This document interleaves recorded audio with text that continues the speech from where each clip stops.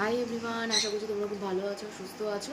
আজকে হচ্ছে শনিবার, তাই সকাল সকাল চা তো বসিয়ে পড়েছি। আর আমরা দুজনেই আজকে একটুখানি বেরোবো, কারণ একটুখানি দরকার আছে, কাজের বিষয়ে একটু বেরোনোর আছে। আজকে ভাবলাম একটুখানি ইন্ডাকশানে করি চা, কারণ সবসময় তো চা গ্যাসের মধ্যেই করি। তাই আজকে ভাবলাম যে একটু ইন্ডাকশানে করি, কারণ অনেক দিন ইউজ না হলে আবার ইলেকট্রিকের জিনিস তো অসুবিধার ব্যাপার আছে।